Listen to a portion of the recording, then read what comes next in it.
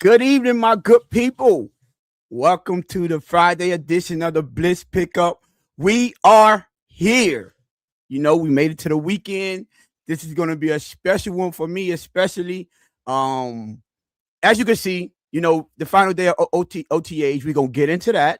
The offensive struggle. Everyone has been making a big deal about the struggles of the offense. And, I don't know if they have questions or they're concerned. We're going to talk about that. And also, post June 1st targets. Now, why I'm saying post June 1st targets are, I believe there's a couple people on this team that might not make it throughout the whole season. And based on some of the targets that they target in post June, when we get that money back, it will tell me a lot about, some players that are on this team that I think might not make it throughout the season or past the, let's say, the trade deadline. But before I get into all that, listen, man, once again, this show is about to be special for me because it's official. My brother is back on the show. Lou, come on up, my good brother. Come on up. Listen. Tone, what's good, dog? Hey, listen. I said this earlier.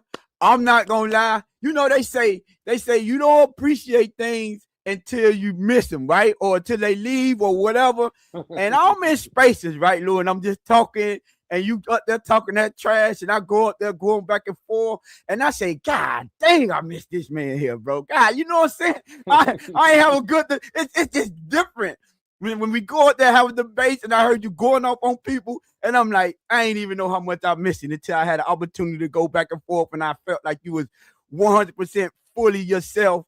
No, you know what I'm saying, real about the methods of the medication. You were just going at it 100%. I'm like, hey, yeah, I miss these days right here. Y'all know I would never run from an argument in a debate, but my brother do it like no other. But welcome back, my good brother. Welcome back. I think Hey, I speak for everyone over here to say we miss you, my brother. hey, listen, man. I appreciate the kind words, Tone. I don't think y'all miss me more than I missed y'all though in this show. And again, I said it in Twitter. I'll say it here live on YouTube. And these things, Twitter is recorded. YouTube is also recorded. Facts. Tone, Finsanity, obviously Finsanity won't be here with us tonight. Salute Yeah. to our sister. But again, this show is not Lewis's show. I don't make this show.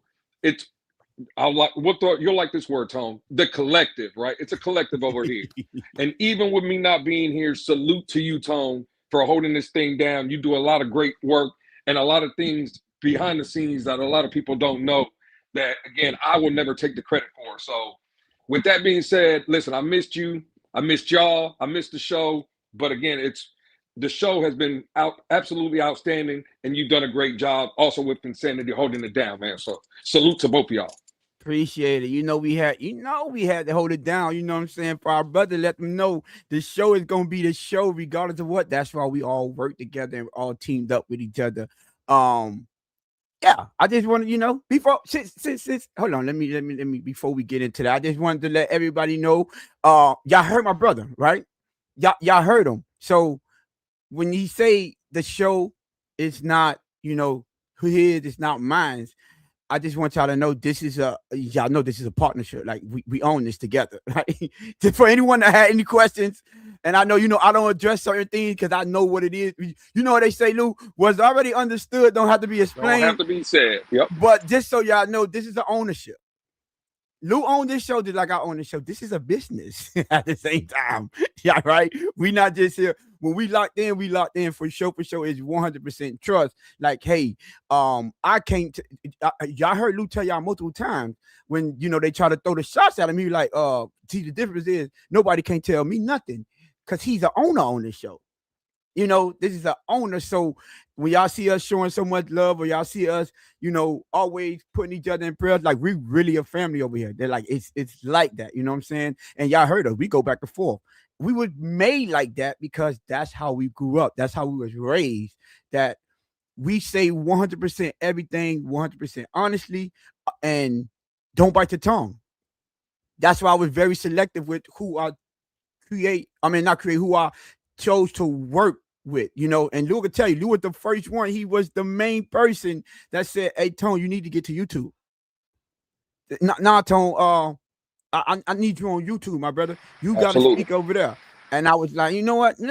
But Lou did that. So yes, anytime, every show, I'm gonna say, listen, prayers up to my brother.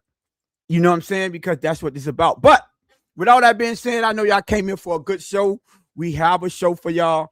Let's get right into it. Boom, boom, boom. So Lou, I know you back. You know what I'm saying? Hope you're ready for a good fight. But Absolutely. OTAs have been going on. Everyone, they got all of my, my takes and how I felt about the things that was coming out, the Omar Kelly, the Alec Poupards, David Fuentes, and all of those people. We have to rely on their reports coming out, and obviously some of the clips that the Miami Dolphins page be posting on their channel and also on Twitter. So, based on all of those OTAs, the final day, what is your final assessment of what we've been hearing coming out of OTAs? Well, Tone, I've been listening, a little bit in and out, again with medicine and stuff and doing certain things. I'll comment for a while, listen to the show. I've heard what you and Vincent have been saying, and I agree for the most part. And listen, I think there's been some good things that has happened in this OTAs, right? And obviously, when people say that the defense is always going to be quicker, they're going to adapt faster. Yes. I also agree with that, Tone. But I will say, like the past episode, Wednesday's episode, when you were bringing up highlighting there's still maybe some drop issues with Caleb Douglas. I'm sorry, that's a concern. Yes. Right? Malik Willis, right? They identified this guy. I said it earlier. 5 minutes into free agency, he was already signed. That means they had him pegged. Like that was their guy. And he's had some good throws and he's made some plays, but there's also been some struggles here and there. So overall, I like the mindset of what I'm hearing from Jeff Hafley. I'll say that in OTAs. I think he's practicing what he's been preaching. Like he's been telling us it's about accountability, it's about work ethic, it's about hard. And everything I've seen and reports that I've heard, the team is working hard. So from that aspect, again, I would give this OTAs, Tone, if I had to put it in a grade, I would give it a B+, A-. I think we've had a lot of good things, right?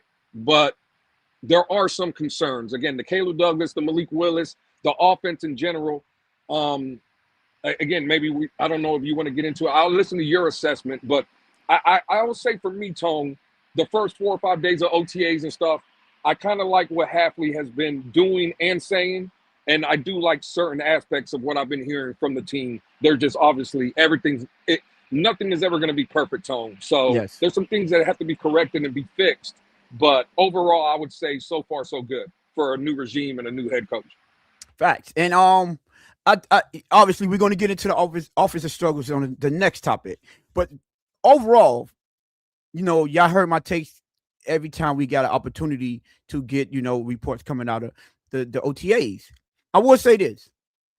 Lou said something earlier that I was like, that's a great point that people need to pay attention to. We don't know if the defense are ahead of the offense because they're just, it's just what happened with the defense, or if maybe Malik Willis or the offense isn't as potent as we think it could be. You understand? So that's not, remember, just because I'm not overly critical of how Malik Willis is playing in OTAs, doesn't mean that I'm going to say someone else is wrong when they say, man, that's concerning for me. Because just like you said, Luke, that it was less than a half a second before they went and got him. He was, as soon as they was able to sign him, boom, they dropped that news dropped. They got him. So they was that convinced. Hey, Tone, this is what we're doing. This is what we're doing already. This is what we're doing already, Tone. This is what we're doing already. All right, Dave. I see you, Dave. Dave, I got you, Dave. You know what? I'm gonna ask the question for you real quick, Dave. Who are these niggas? All right, so that's what we're doing. I bet. Hey, man, listen. It's my welcome back moment. I got to take that, man. You know what I'm saying? All right, say that. Dave, who the new guy? It's crazy, Dave. Man, my brother back. Y'all know they like no other. So yes, just because people like you said, Lou, they didn't waste no time. Like no time. They went and got him. So they were convicted on him. You like that word? That's a new word. The conviction. So they were convicted on him and his development. I am taking a step-by-step approach. I expected the offense to be struggling. I did expect that. But everyone don't take my approach, right? I can have a rebuttal for it, but I don't want people to think that just because someone have a difference of opinion or they say, man, I'm concerned. I'm sorry about you may not be concerned, but I think, again, if it's 7-on-7s, and I said this last episode, so for everyone that listened to me, remember, I'm always objective. I said this last episode. Hold on. The defense probably playing very well because in 7-on-7s, it's basically like 1-on-1s. 1-on-1. Hey, hold on, Lou. Hold on. Okay. Sunny Day said, now Tony ain't going to be getting no dubs on these topics now that Lou is back. Talk to him, Sunny Day. Let him know. Let him know, Sunny Day. Let him know. Oh, my God. Nina said, new hire Lou. Love it. That's crazy. Hey, welcome my brother back. But yeah, so again, 7-on-7 is basically 1-on-1s, right? You don't have a pass rush coming to you. You don't have any of those things. So it should be, I'm not going to say it should be. If you have people out here and fans that are concerned that at least we're not saying, okay, they're making some plays and the wide receivers are making some nice catches, or there was a nice route ran there, and things like that. I'm not mad at people that have concerns because we should hear just as much about the wide receivers making good plays downfield or across the middle or anything as we are hearing how dominant this defense is. Because even though it's timing based and they're getting their timing down, 7-on-7s, bro, like, you should be making a lot more plays out there. So I just want to say that as well. Also, another thing is the defense, for the most part, not even for the most part, they realized that there wasn't any running plays. So yeah, you could cheat back on the passing. So yeah, that's it. That is a bit of an advantage. I was unaware that until as of recent that they were like, yo, they haven't ran no run plays. It's all passing, so the defense are already prepared for a pass. Everything in the NFL is split seconds decisions. All that count. If you could eliminate one thought process, say, okay, I don't even have to worry about the threat of a run, that helps you out getting to your positions, locking down on your receivers, understanding, figuring out what route concept, the communication with the DB. Like, hey, listen, if they stack the receivers or whatever, you take the first man out, I'll take the second man out. You get what I'm saying? Or you take the first man that go in, I'll take the guy that go out. Things of that nature, that's all you have to worry about because there's no threat of the run game. So we could keep those type of things in mind as well. So it's, again, I'm not going to give it a grade, like a letter grade, but what I would say is from the type of practices that have been ran, I like everything that I've heard so far when it comes to the way the practices are being ran and the way they're making them run their plays and do their drills and the emphasis on the details and things of that nature. So I like that from that standpoint. Now, do I have some concerns? Of course I have concerns because we know wide receivers is one of our biggest issues. So I'm going to have concerns there. Defensive ends, edge rushers, I'm going to have concerns there. But Lou, you was in the space. Remember, what are your thoughts? Because Steve brought it up. Shout out to Steve, over there on 4th to 10U. Mm-hmm. He brought it up. He asked my opinion about, you heard they moved Zeke Biggers to defensive end? I heard that. Yeah. That's again, that's crazy. I don't know if I kind of like that, to be honest with you. I don't know if I like that. Do I think, again, I'll say this, if they're thinking about doing that transition, obviously that's what Steve said. Do you think that means that this defense is going to like base themselves as in like a 4-3? Because I don't think Zeke Biggers in a 3-4 set. I don't think he could play the end position. So is that like a telltale sign to you, Tone, that maybe we're going to play more of a 4-3 alignment? Yes, that was one of the things that I was like, yep. I think because I asked that question, I'm like, so his base package, your base package is 4-3, right? Yep. Mm-hmm. And I don't know if you remember, but I brought this up. I say one thing to note was, hey, listen, they simplified the positions. You know, Zach Cedar, listen, I mean, the D tackles, I don't know. The D tackles are listed as D tackles. The defensive ends are listed as defensive end.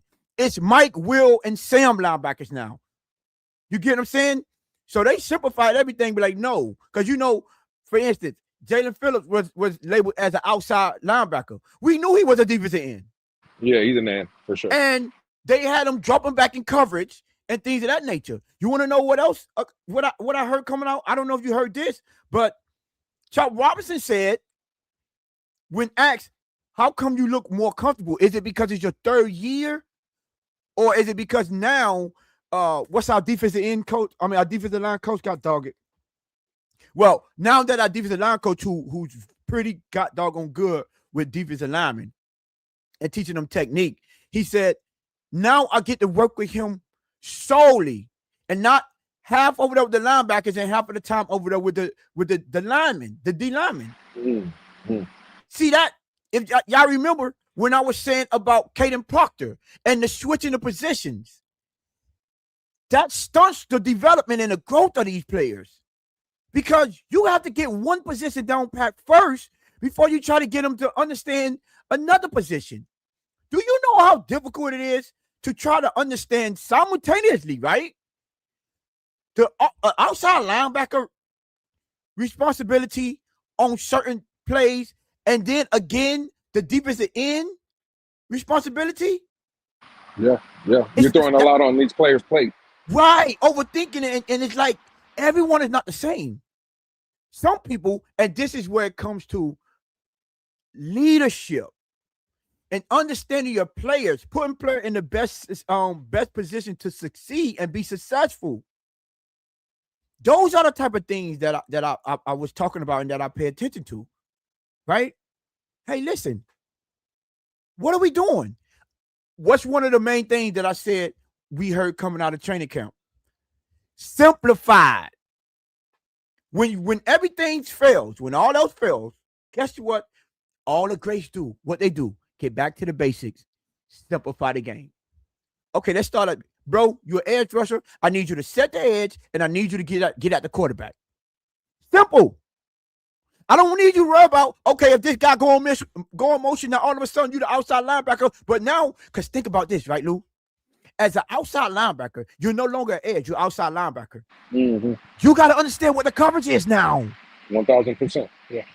So now I'm switching from, not only do I have to know what type of, are we stunting here, or are we doing a straight wrist, or what are we doing here, right? Now I got to realize, okay, what is the linebacker position, responsibility on the run blade? Because I'm not just an edge that's just set the edge. I'm the linebacker. So if it's a 3-4, then he has to set the edge, and you get what I'm saying? And then like, okay, but if it's a bad play, now what are my responsibilities in the passing game? You see how just one play, you got to think about 14,000 different things. Mm-hmm. Yep. That's when I'm talking about simplifying things, right? So, well, Tone, when you're talking about simplifying things, let me ask you a question, because I heard you bring up Caden Proctor and what you were just saying. Now, by all reports, Austin Jackson is already out. Yes. Let me ask you a question, Tone. We know the plan was this season was Austin Jackson to be right tackle and Caden Proctor to play left guard, right? We know that. Do you think moving forward, now, this is projecting, right? Two more years, or even next year, I don't think anybody believes Austin Jackson is coming back. No. Do you think that they should already be prepping Caden Proctor to play tackle? If Austin Jackson is already in training camp and he's already not playing, do you think, because again, and I could be wrong, but I think Hafley and them already addressed it and basically said they're not going to move Caden Proctor. They're going to keep him at guard. Yes. Do you think that's the right move, Tone, with Austin Jackson already showing the inability of not being on the field? Yes. See, so late, I think late in last show, I said exactly why I think that is the right approach. So remember when I was just talking about learning multiple things with Chop Robinson, I addressed the same thing with Caden Proctor. So again, a smooth transaction, right? When you want to make a true, transition. Sorry, you want to make a true smooth transition from one position to another. The most, well, not the most. The easiest transition is to have your one position down pat and understand everything it is to know about that position, so you could be comfortable moving. Because one thing you don't want a guy to do is say not be 100% sure what the responsibility is. One responsibilities are at one position, and then now go out there and try to figure out and learn another position where you're not even sure on that one. So now you double thinking, like, if I go back over there, dang, I got to remember this. But now over here, I got to learn something new. Confusion could set in. Now, why do I think it's not necessary? And the best case scenario is to keep Caden Proctor at guard, is because Lou Memphis said he had these. I use the basketball terms. He used LeBron James term. It's when you are on the offensive line, Lou, right? What is one of the main things about offensive line? How they they have to all play together, all be on the same page, continuity, right? In every position, everyone has to know what every other position are doing on specific plays, because it's a run play. I have to understand, okay, he's going to get that guy. He got to get to that level. I have to get to this level, and bum, right? So naturally, you're going to understand the concepts of every position, because that's how y'all build camaraderie. So when you get everything down pat as a guard, just keep him there as guard, right? And he understand, okay, I get here, I get there, I got to get here because my tackle have to get there. Remember, they have to work together in unison.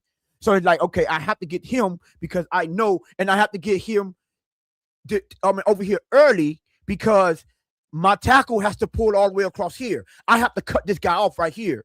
So he already understand what the tackle does. That's why he understand why he have to do what he have to do. So naturally, he's learning all of those positions at one time. So when you eventually, let's just say next year, if you want to move him out to tackle, by him already having a guard position down pat, he already understands some principles to tackle. He already understands that. So now all he have to do is figure out what I'm going to do at this position. And you know what else he does? He knows what the guard has to do. Why he have to get, like, let's just say if the guard, you're responsible for cutting off the first man, the first man that attack, the first man to attack, and tackle. I need you to get out there and go to the safety or the second level. He understands this. He already understands this. So learning that second position, it's like an add-on. It's not everything is brand new or learning everything at once. It's like, no, okay, I learned. I understand the principles of offensive line. I understand what my center have to do. I understand what my tackle have to do. I understand what everyone has to do. So when I switch positions, I already have the understanding and the concepts of what everyone has to do. Now it's only a matter of, am I versatile enough to be able to do what's asked of me? Like, okay, am I quick enough to now get to the third level instead of the second level? Because you already know what that tackle is supposed to do. So that's why I feel, and I always said this, do not mention match, position for position during the season. No, because you're starting their growth. And this is when coaches, when you say, okay, certain coaches know how to develop players, it's because they know things like that, right? Now, the analogy that I use, right, to compare is when I played basketball and I had to play point guard. I had to know every position. I had to know what everyone was doing. I had to get my point guard position down pat, but I had to also know what my small forward was going to do, what my power forward was going to do, what my center was going to do, what my shooting guard was going to do. To when, I play all three positions. I play point guard, shooting guard, and small forward. So when my coach wanted me to go to small forward, I already knew what he had to do. It just wasn't capable enough to deal with guys that's a little bit taller, a little bit stronger. I already know the assignments. So it wasn't a huge difference when like how they do, Lou. You go play. Oh, we gonna play small ball. Okay, small ball. You got to play now. You at small forward instead of point guard. I understand that because I have the playbook down pat. I know everything what I'm gonna have to do. I know what they have to do. It's only okay. Boom. And it helps out. It's an easier transition because I learned everything about being a point guard. And my coach did me again. My coach was Frank Martin. He didn't let me switch a position until I knew that point guard position like the back of my head. To where he noticed me telling my small forward, "Hey, listen, when we run this motion, my brother, I need you tight, hugging that goddamn power forward because I don't want no space in between." So he don't step through. And then you get over here, now you're closer to the elbow, and that back cut from my center, guess what he's doing? You cleared out all that space. So when I come off the screen, we're not congested, and one player could play two. You know how you had that player that once you get screened, he try to hedge. Okay, let me stop him, but make sure I can get back to my player. If you create more spaces, you can't do that. And that's the analogy what I was saying about keeping a guy at guard. Let him learn everything, because naturally he's going to understand what tackles do, because that's part of his assignment. You know how to listen. I need you at 2 yards in a matter of a second because my tackle has to get to 4 yards, and I don't need you cutting him off or the linebacker being able to cut him off. So naturally, he's going to learn those positions to where it's a smooth transition. So yeah, Lou, that's why I don't think it's a mistake. I think it would be a mistake to switch him. And last but not least, right, Lou, you remember how Lermy Tuzzle? You remember Lermy Tuzzle first year? When we had him at guard, and then we had got an injury. I think it was Albert was it? Well, we had to put him out there at tackle, and then the tackle came back and they moved him back at guard, and he would voice his frustration. He said, "Man, I was just getting that position down pat, and now they moving me again." And he was like, I just hope this is my last time. He said, "I don't care where I play. I just hope this is my last time." And he's all pro, all level. You like, where you at? You in Tampa. Tristan Wirfs. They didn't make him play. They waited. He played 1 4 on one side and then one on the other side. It wasn't back and forth. And that goes to what I asked you, when I say versatility. Okay, good at versatility. But are you good at every position? That's when your versatility become a positive. So, no, I think it was, to me, Lou, and just for those reasons, is why I feel like that's the right thing to do. Do you disagree or? Well, no, because I understand exactly what you're saying. And from that standpoint, it's hard to debate what you're saying, because what you're saying is correct. For me, though, Tone, and that's why I kind of asked you, what do you think moving forward Caden Proctor is? Do you think they're going to keep him at guard? Or do you think, let's say next year when Austin Jackson's not here, he's going to slide to tackle? Because all I'm saying is if he's going to move to tackle, I think it's early enough in the game. I mean, we training camp really hasn't even started. These are just the OTAs. It's still very early. Mm-hmm. I'm starting to not be able to trust Austin Jackson because, again, he's not even available now. Yes. If it was me, Tone, right? And again, what you said, I understand. And I'm not saying you're wrong, but I'm looking at it. Austin Jackson has already played guard. You see what I'm saying? Mm-hmm. If it was me, and then my plan is that next year or moving forward, I'm going to have Caden Proctor be a right tackle. He's going to be my tackle. I think it's early enough in the game this season to where, listen, initially our plan was a guard and cool, but listen, we can't trust Austin Jackson. We're going to put you at that right tackle position. And worst case scenario, again, the guy that you brought in from the Chargers that we signed in the free agency, he's a guard. You got Austin Jackson that has played guard. Yeah, Jabari Sawyer. Sawyer, he's played guard already. I think you heard because we don't have nothing from a backup standpoint for the tackle. Like I see backups as guard. I just don't see backup at tackle. So even though I understand what you're saying, Tone, and again, you're not wrong. I agree with it. But Sawyer a guard. He's not a tackle, right? No, he played both. He played tackle and guard. Oh, okay. At the Chargers, he started at the tackle, though. He started at the tackle. Okay. I'm just saying, for me, I think it's early enough in the game, and I think the plan for Caden Proctor is going to eventually he's going to play tackle for the Dolphins. I do think that's the plan. Mm-hmm. If it was me, Tone, I would already implement that already, and I would just say, "Effort, man. Listen, the plan was at guard, but scratch all that. It's early enough in the game. I would try to solidify that tackle position with Caden Proctor and just have him learn that position. And Austin Jackson, listen, if you come back, you're either going to play guard or you're going to be a backup or something. But I can't, bro. This is what 3-4 straight years in a row. You can't trust Austin Jackson. Yeah. You That's can't trust him. 100%, Lou. So nah, bro. If it was me, I know. And again, I agree with what you're saying. But no, I think, and again, Tone, this is unless the Dolphins plan or see that Caden Proctor for his career, they got him at guard. If you think he's going to be better at guard, then cool, I ain't got no issue. But if you're just playing guard this year and moving forward, the plan is to play tackle, I would much rather them just move them to tackle now and get this Austin Jackson shit and just cut it already out. You know what I'm saying? Like, let's get our 2 bookends. We got Patrick Paul, get Caden Proctor, and let's get this thing rolling. See, now, Lou, from that standpoint, then I 100% agree with you. Because in your scenario, he's staying at tackle. So it's still right up my alley where he's going to learn, okay, listen, we're going to move you here and you're going to stay here no matter if Austin Jackson come back or not. That's still right up my alley, Lou. You get what I'm saying? Because like you said, it's early enough to where you could switch over there, but I don't need him going back and forth. You get what I'm saying? I'm thinking more of, okay, let him practice while Austin Jackson is out, and then when Austin Jackson come back in, put him back at guard. No.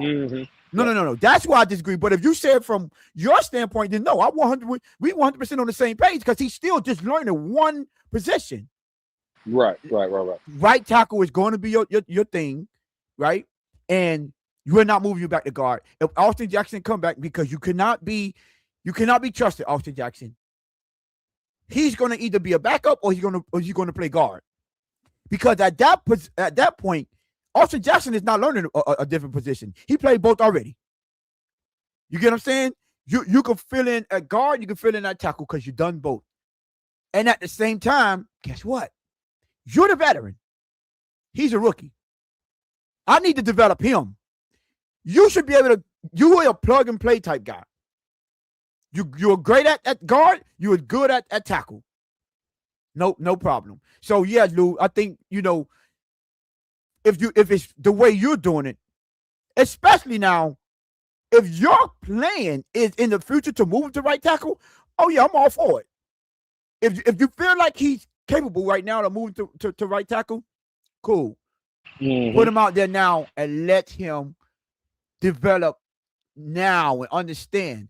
I do understand now, Lou. My selfish, for my own selfish reasons, I'm sorry.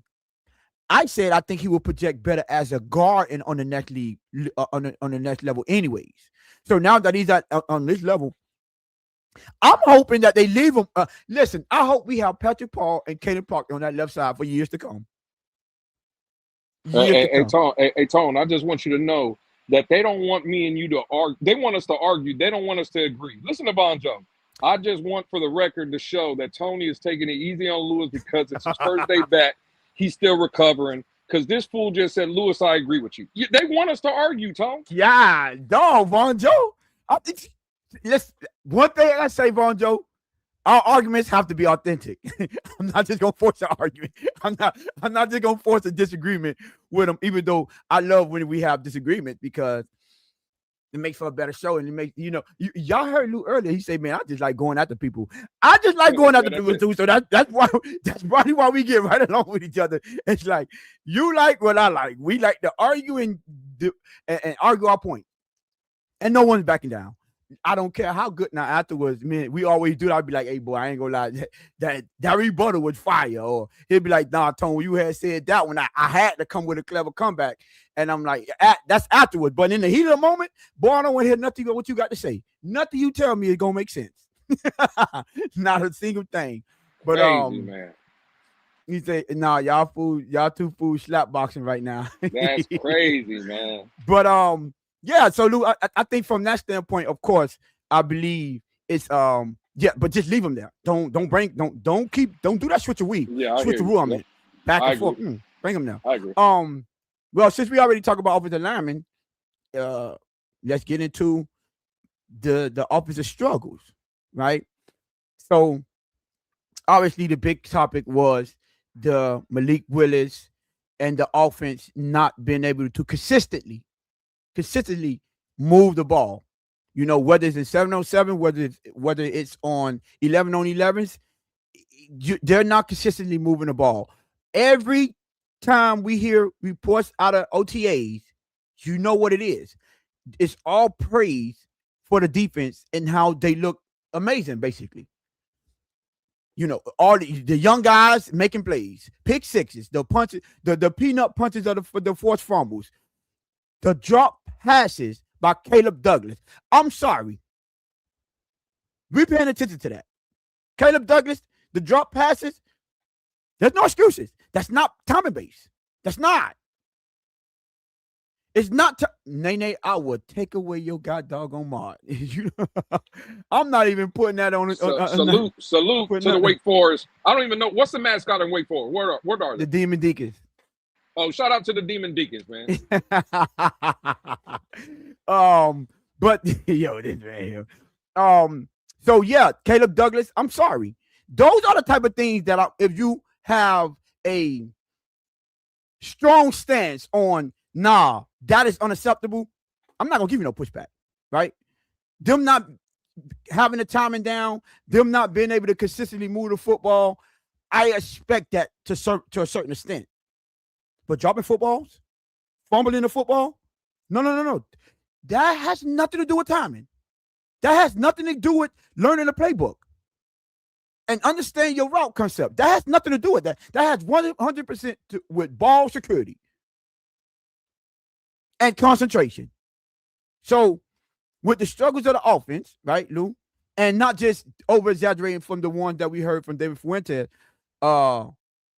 is it David Fuentes? It's Fuentes or Fuentes? Something like that.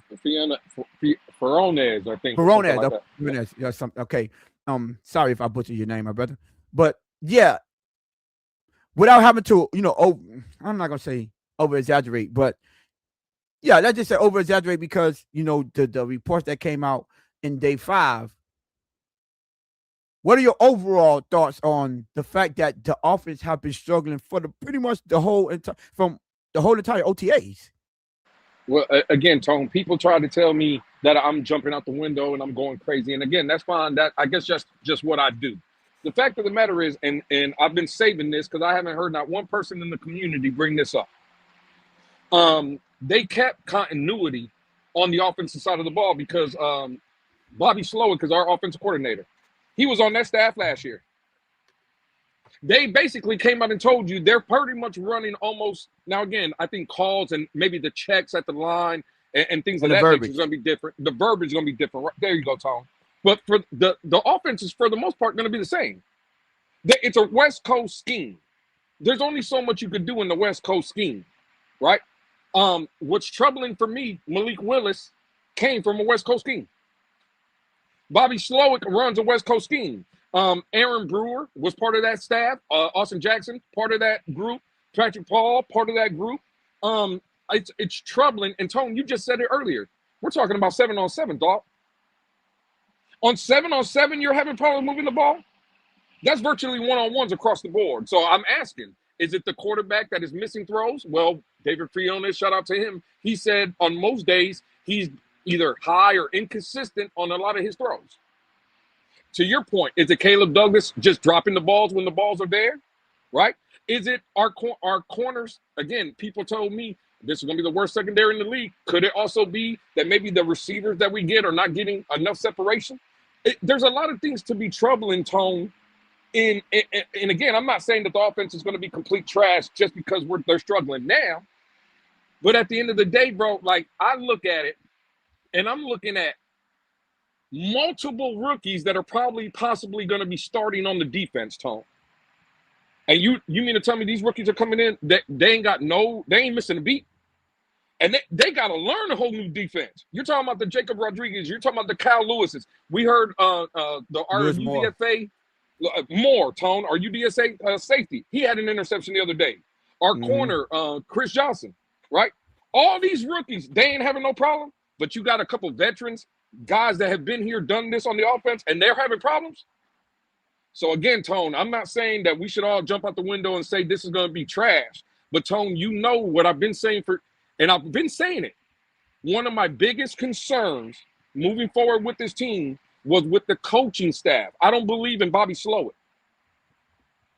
And all I'm saying is, it hasn't been good, Tone. It just hasn't been good. They're going to show you a couple throws and they're going to show you the highlights. But listen, and I get what everybody's going to say. The defense, it takes them longer on the offense. I get all that, but we're talking about 7-on-7s. Like, let's be real. We're talking about 7-on-7. You got to be better in these scenarios. And I think today I heard in the Twitter space, and I don't know if it's true or not, but Rashad said this was a first touchdown pass from Malik Willis. This is 5 days in. We talking about one? I think a tight end. Not, I don't think Malik Willis. I think about tight end because I know Malik Washington caught a touchdown pass from him. Okay. Well, all I'm saying is, Tone, and I would love to hear your thoughts, but I'm just saying, again, I'm not saying that this is going to be trash, and that's not what I'm saying. But we got to call a spade here. At least I will. It is concerning that our offense is having problems moving the ball in 7-on-7. I ain't going to lie to you. It is a concern. So it just is what it is. But go ahead, Tone, take off. So now, I'm glad you said that about Bobby Slowick. So two things to rebut that. The first part is Bobby Slowick was carried over from the offense, but a lot of these players are new. So the verbiage are different, and also the players are different.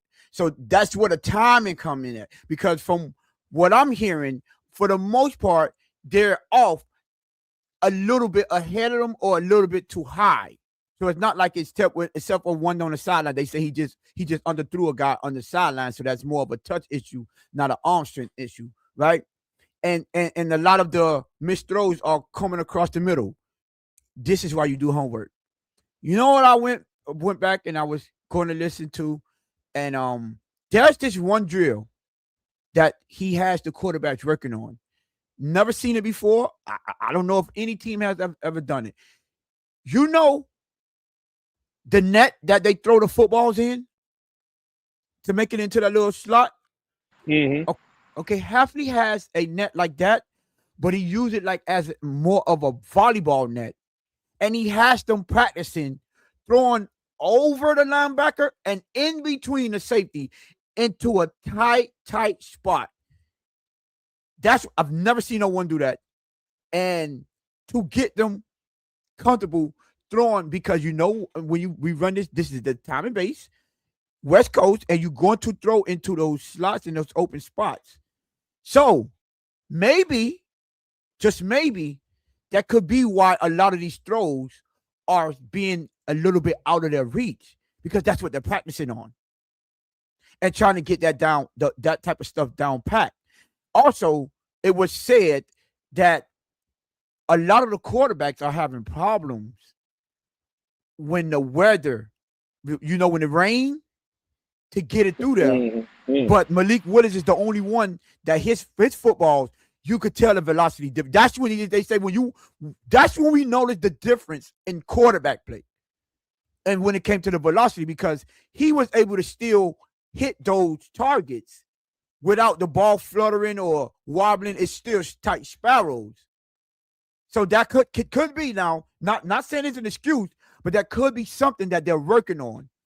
And with that timing, I think that might speed up the process, because not only are they practicing that when they have 7-on-7s, they're also practicing it on individual drills and just trying to perfect it. So that could be one thing that's coming out there. And you want to know what's funny? Let me do a side note. How come no one in that media said that? And all they are talking about are the overthrows and all that, which I don't mind. I don't mind. But it's your job and duty as giving us the content and the information to give us the full story. Pablo Diaz, what's good? He said, welcome back. I see you now. Shout out to you, Mike Best. I see you. The full story of what they're working on. Because JD the Great, they can't tell positions and who's playing what position. They can't tell. That's what they can't give out. But they can tell you the practices, what they're doing. And I was like, oh, see, now that's a little different. If they're working on that, and that goes back to when I said in practice is when you practice these things and when you figure out how to do that. And implementing these type of things are, you know, that's what the I'll say that's the goal right there. That's where you see, okay, this is what we're trying to figure out right here. Can you transition this to live in game? Okay, this is why you practice that. Do you still have that mental discipline to still have your mechanics down packed and hit your wide receiver while they're moving? See, when you're running those drills, and this could go to when I talk about Caleb Douglas, when you're just catching that ball out of the jug machine, you're not moving. You're not running a route. So when you're just throwing it over that net to your coach over there, your wide receiver, they aren't moving.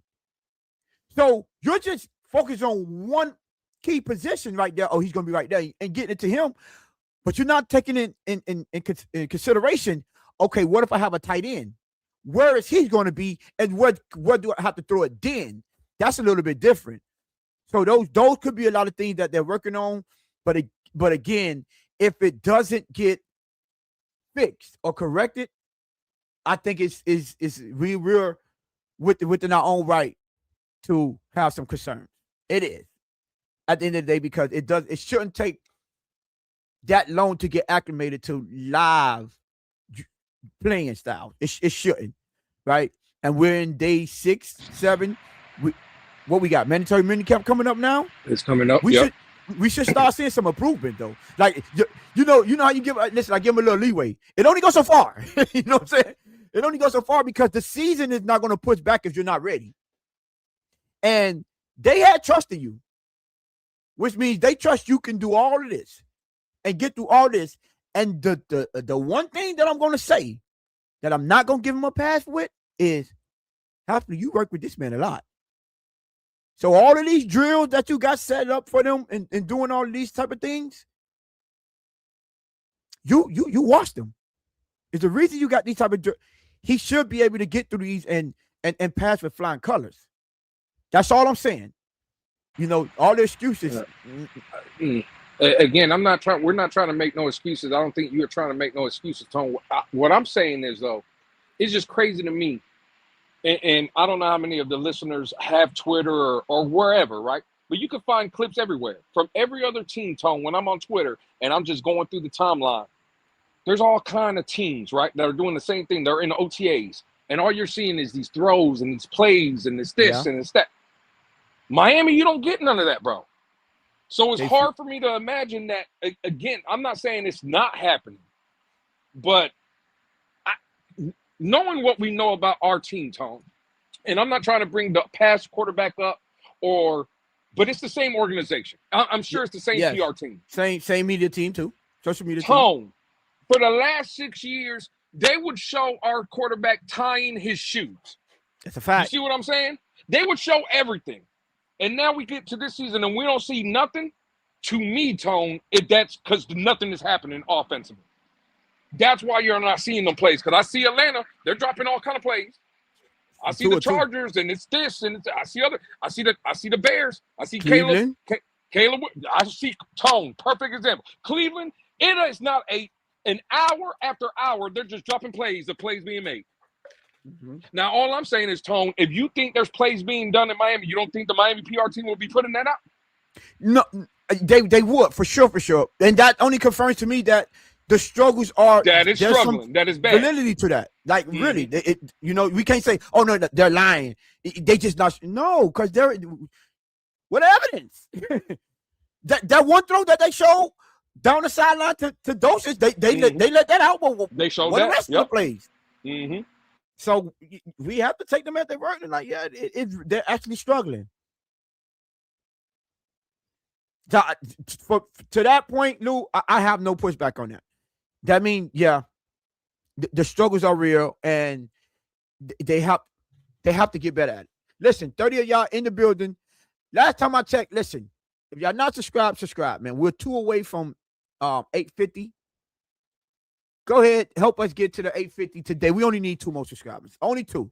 If we can get 2 more subscribers today, Then we'll be at 850. That'll be a great. We will appreciate that so much. It would be greatly appreciated. So if you're new here, it's your first time, hit that like button, but give us, subscribe, help us just two away from 850.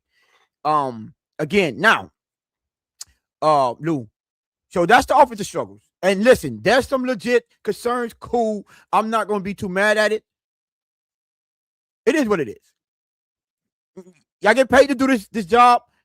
Take the criticism. Everyone, they're not like me. When I'm like, okay, I have patience. I expect this. Fans are gonna fan how they want, and if as long as it's a legit concern, I'm not gonna give too much pushback from it. I'm not. CCR say, Tony, do you think this year Happy will incorporate as many 30-yard 30-yard arm punts as Mike McDaniel did? Cut it out, CCR. No. Mike Best says, Tony, did you also hear that they haven't run the ball? Yes, one time, yes. And I pointed that out, Mike Best, earlier. I did point it out that that helps the defense out a little bit because they don't have to worry about them running the football. But again, I also have to point out that if you're running 707, it's basically 101s out there. You know what I'm saying? So, and the fact of the matter is, I've heard this. They're not running the ball stuff, and that's fine. That's no excuse for to Tone. I'm not trying to cut you off, Tone, but in 7-on-7, I don't care. You know who the offense is always going to have the advantage because the quarterback knows the play, the offense knows the play, and the receivers actually know where they're going. The DBs, the secondary, in those drills, the DBs are at a disadvantage because they don't know what the play is. They don't know, and they're still winning those matchups. So I don't know why. Like, we got to make these excuses. I'm not saying Mike Best or anybody else is, but these excuses when they're not running the ball. What does that matter? What does that matter? They're practicing the passing plays. Again, the offense knows they're passing. The defense knows they're passing. But the offense should always have the leg up because they actually know what they're doing, what the play call is, and they're losing in those matchups. I'm sorry, bro. If you can go to any field on Saturday afternoon and watch kids out there playing 7-on-7. And those guys it's touchdown after touchdown after touchdown. We're watching it across the league. We're not getting that in Miami. I'm not jumping out the window and telling you this offense is going to be the worst offense the league has ever seen. I'm not saying that. I'm not there yet. But we have a show to do, and we have to talk about the concerns. And offensively, this has been a big concern so far, OTAs. I'm sorry, it just is what it is. Yeah, so I don't want to hear that, we ain't running the ball stuff. I ain't trying to hear that. Yeah, and we do have to point out the concern that is a fact. So listen, post-June targets, right? And the reason that I put post-June targets, it's not just because we get the money in post-June. It's based on if they go, let's just say they go bring in another tackle or something like that, bring in, and I'm talking about defense and offensive tackle. There's two guys on this field that I think might not last the full season, and that could be Zach Sealer and Austin Jackson. Because, Lou, let me ask you a question. Do you expect both of them to come back after this year? I think Zach Sealer is a trade candidate either, at the deadline or definitely at, next season. And Austin Jackson, no, I don't see Austin Jackson coming back, no. So they could be that could be possibly trade based, doing trade deadline or before the trade deadline. So I'm going to be paying attention to the type of players that they bring in when they get that money. Like you pointed out, Luke, there's really too much. Who's the backup tackles? We know Sawyer and Campbell, they can play, and they can play guard. They drafted guards, hey, they a lot of guard with the competition and depth, a lot of guard depth. What about the tackles? So, and Austin Jackson, you pointed out, Lou, he's still dealing with that toe, recovering, and he cannot be trusted. Hey, man, this is the time to be like, hey, listen, man, we gave you enough money to help us up with the salary cap, but guess what?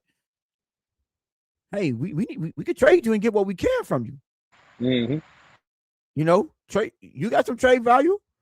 Zach Sealer most definitely have trade value.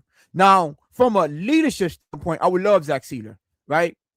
Like, Lou, how you feel about, and I don't know if you heard it, But the fact that he was talking about the competition and how he runs the defensive line and how he coached, like tutor the guys and mentor them. He say, I need you to go out there and try to take my position. It's your job to come in here and take my position, and it's my job to make sure you don't do that. What do you think about that mindset? I like the mindset. I'm gonna just tell you straight up. I love that mindset. That's the right mindset to have. That sounds to me, Tone, like a guy that's confident in his ability.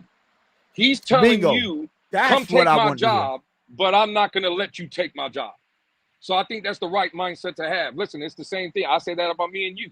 I said it earlier. I want Tone to succeed in everything he does in life. But when we come on this show for an hour and a half, I'm trying to whoop Tone ass. Facts. It just is what it is. And that, from what you're telling me, Zach Seiler said, that's what I hear. I want you to be great. I want you to come take my job, but you got bring your lunch pail because I'm just not giving it to you. Right. So, yeah, I love that mindset at the end of the day.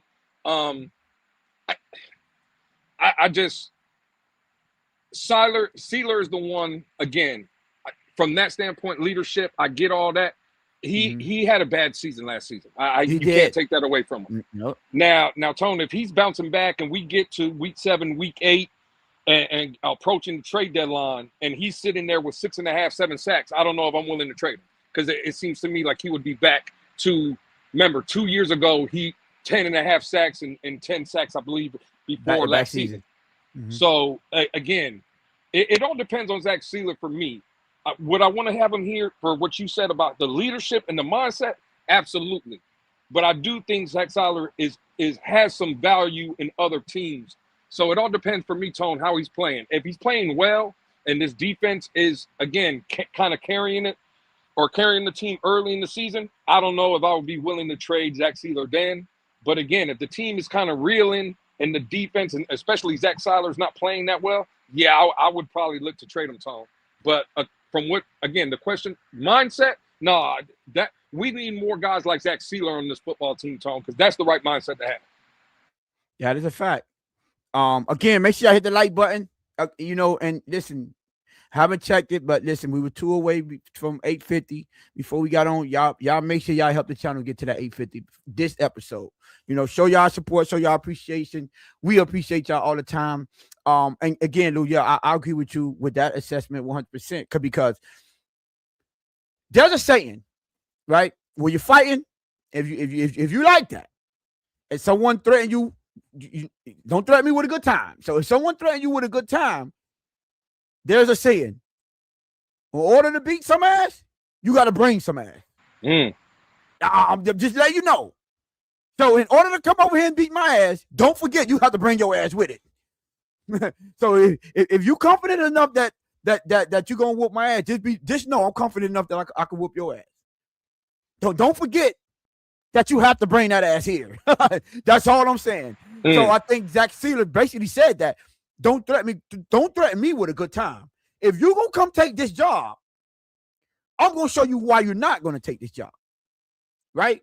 Because I know I have confidence in myself and my level to where it only benefits me more that you show that level, because as a head coach and as a GM and everyone, defensive coaching, positional coaches, whatever you want to call them, it's their job to put the best on the field. Not yet, Pablo Diaz, to put the best players on the field.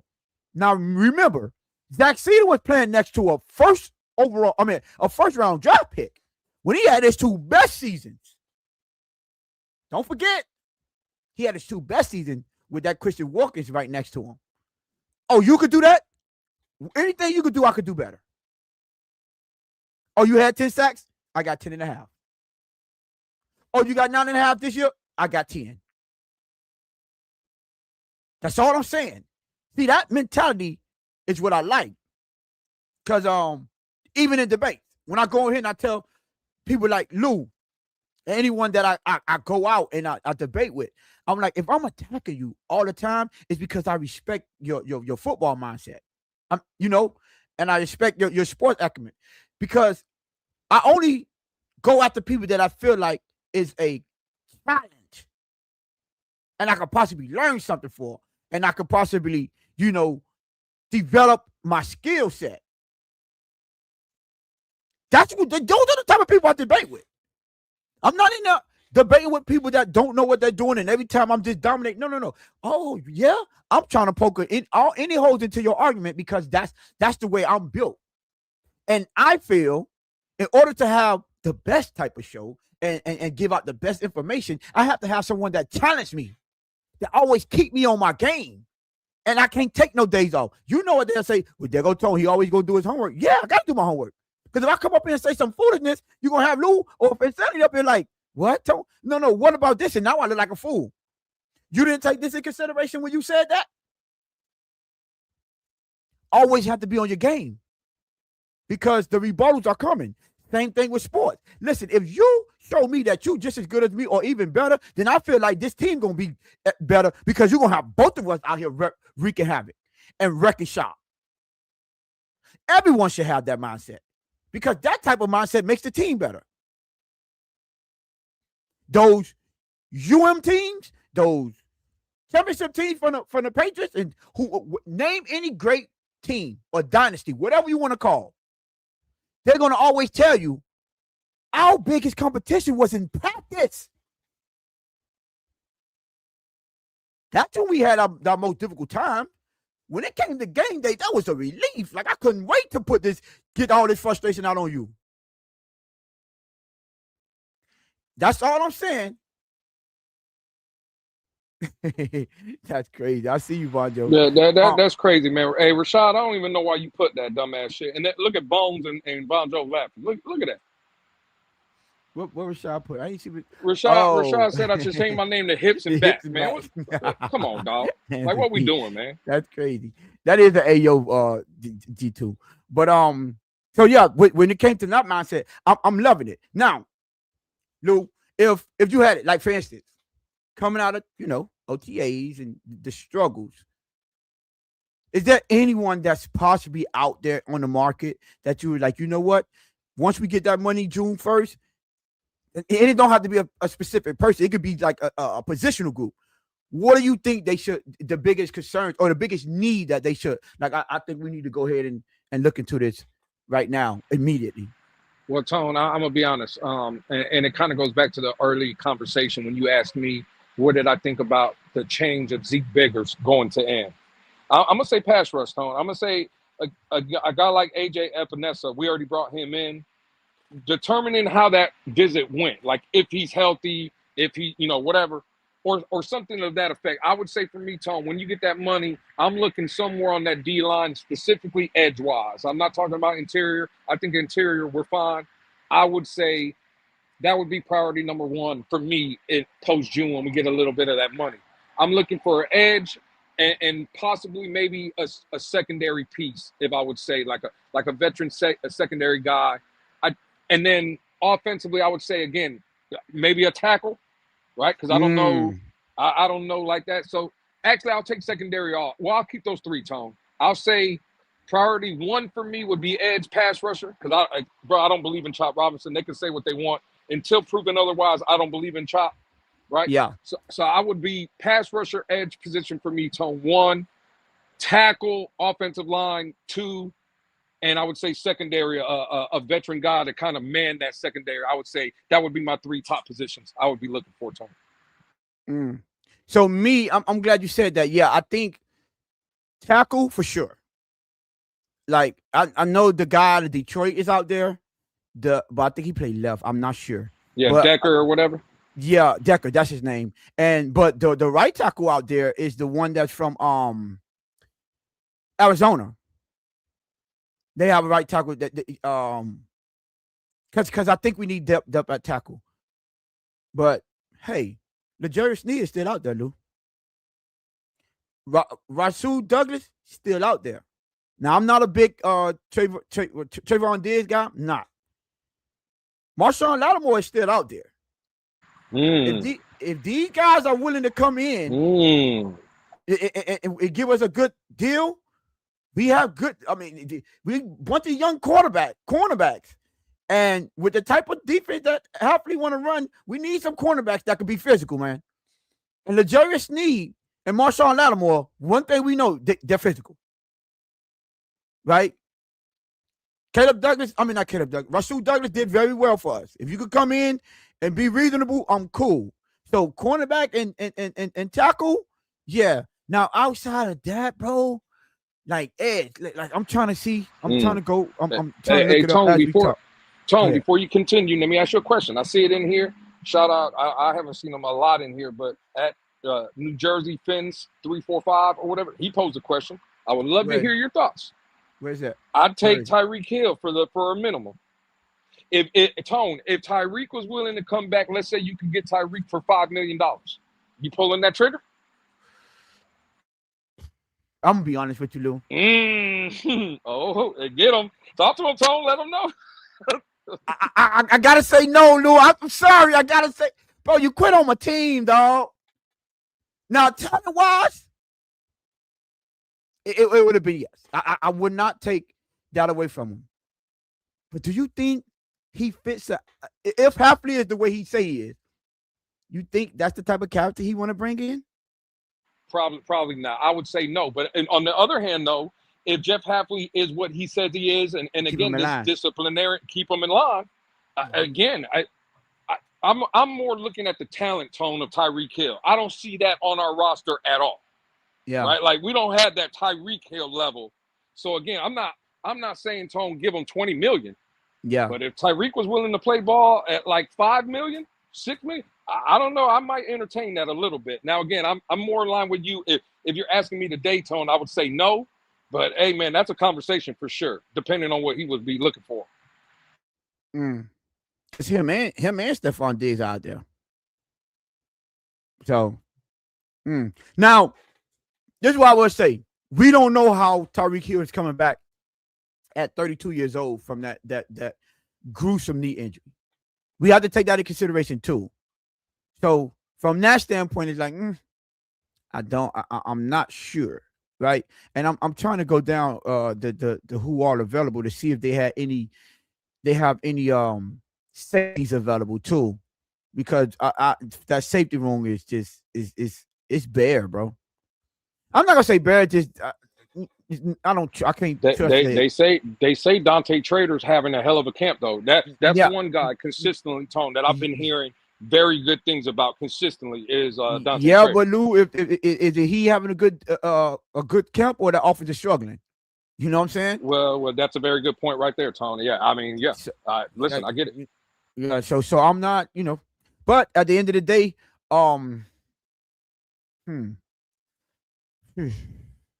Edge. Oh, I see Hassan Reddick out there. Yeah, I'm good off it. Joey Bosa coming off the injury. Well, no, he get injured last year. Yeah, I'm good on Joey Bosa too.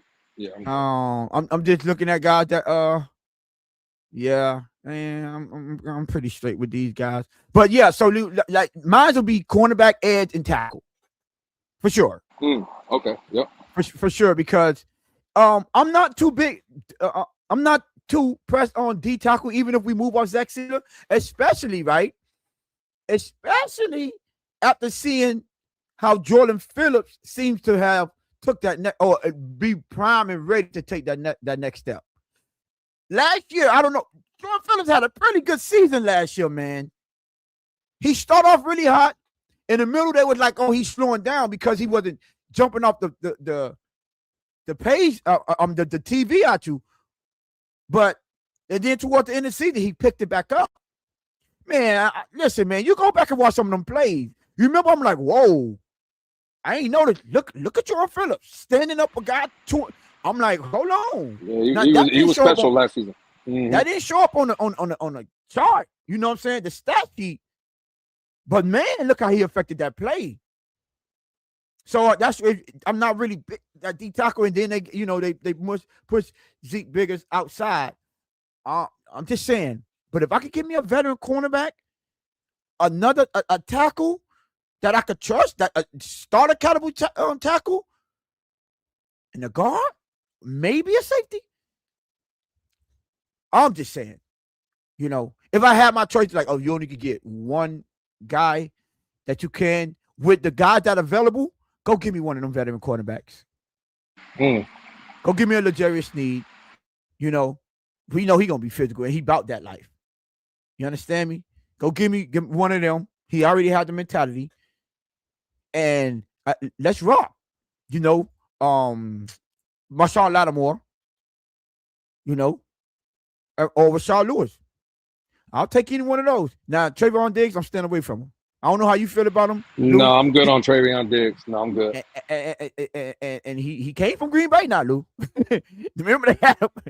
Yeah, he was He was in traded Green there Bay. last year. Yeah, he Yeah, was traded there. Yep. but I'm good, bro. I'm good. I understand he probably know the playbook and understand, but nah, bro. So hey, another great. Do you think they make a move though? Because listening to Sully, it didn't sound like because he even said once we get this money, it's not like we're gonna go out there and be, He made the name though. He said so. That's the thing. Not like he was like we're not gonna make the splash play. Yeah. So that's the You question I'm think? asking. You know. So, It, so do the Jerry look, Sneed? You think they fit under that category? well, but that's what I was about to ask you, Tone. When I hear we're not going to make the big splash or the big names or whatever, like Marshawn Lattimore, that even though it's later on in his career, but that's a big Mm-hmm. name. Yeah, Like yeah, Jared Sneed, that's a big name. So all I'm yeah, saying is, do mm-hmm. you think that would take us out of them sweepstakes? Yeah, From what Sully was saying? yeah. If we going based off what Sonny was saying, I believe so. Unless he just saying that to say it, because I was gonna say, would you take a flyer on a guy like Debo Samuel?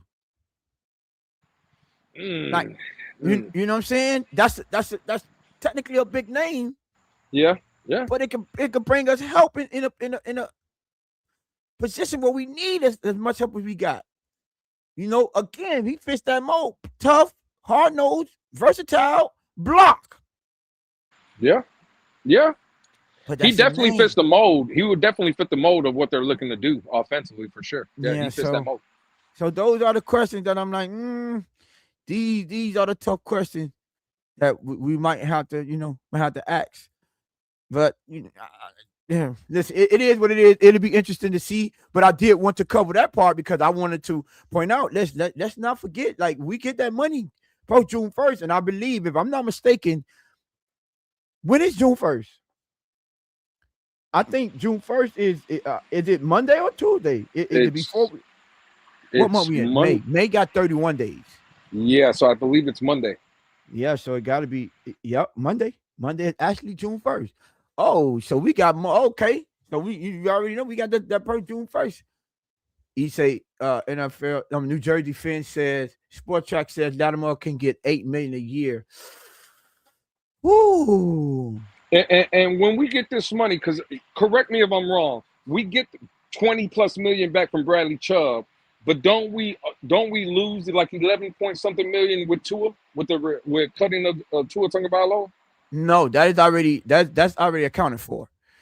The one that we got to hold, we need to spend some money on our draft class. Yeah, okay. Don't forget about that. That's where the money, a lot of that money's going, right? So after we pay that draft class, Tom, how much money do you think, like project? What are we gonna have? Like 9 million, maybe 10 million Yeah, left? because if I'm not mistaken, it's probably 10 or 11 million that you gotta allocate for the draft to sign your draft class. So Rashad's saying after we pay the draft class, we're gonna have 21 million. no, he said our draft class is 21 million or Oh, 20 million. or No, the 20 draft million. it's not gonna be 20. No, it's not gonna be 20 million. That's not gonna need to sign draft the 10 or 11. I think yeah. No. Yeah, it's not gonna happen. The draft class is gonna be. It's not gonna be no more than like 11 to 12 million, bro. I don't believe over the cap, Rashad. All that no. It's gonna be 11. It's gonna be probably 11 to 12 million. 12 million it should be the max.